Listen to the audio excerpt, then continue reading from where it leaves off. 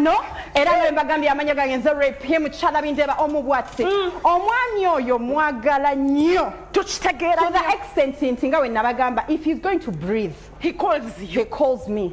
babe can I breathe no bwamugamba tilinda konga agamba okay bwamugamba breathe nga breathing kitegeza sanze omukalize bawulira bweti wafiira bakiwulidde batakiwulidde oba mukiwulidde Richard sister ate ekyokubiri nembagamba buli ali eyo nga alina omwana w'abinze ng'oli eyo olina DNA results nga ziraga nti wuwe mulete mulabirire muwulidde banaye mukwata omukolo otya bring the child buli ali eyo nga olina omwana w'abinze Binzo wange nga DNA results za Bindeeba bring the child mama leto omwana waliwo ne results zo omugambo n'omulaba wuwe leto omwana banna nganze ntandikira okulabirira mwana najja mmazeeko ngenda kufumba nation media nze mbuuza ethics z'amawulire oba kale bannamawulire mwenna mu ggwanga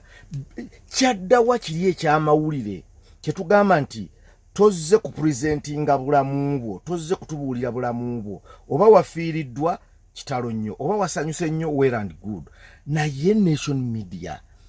omuntu najja ku program okumala almost emyezi 6 naye nga buli lwajja program ekigigulawo Bindeeba bulamu bwe wakati Bindeeba bulamu bwe ekigiggalawo Bindeeba bulamu bwe nation media oba sipaka mwagivaako mutubuulire otherwise TV zibayitako kubanga zikola abantu tebaagala kujja kuwulira Bindeeba every now and then naye mmwe Bindeeba yafuuka Bindeeba kati mwagala nnyo kati abaana be bazadde mu baleete mbalabirire kati kwigamba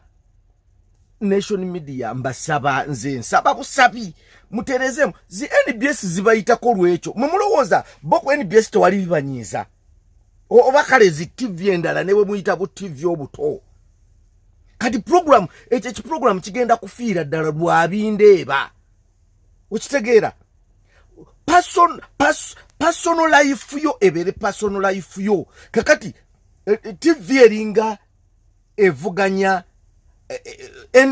it is nation media versus bajja ba rape bakazi banne ba rape okitegeera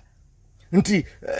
Bindeeba yafuuka Bindeeba ku program please nation media abantu amawulire mwagasoma bwe muti nti otekwa kwogera personal life yo nedda apana mukyuseemu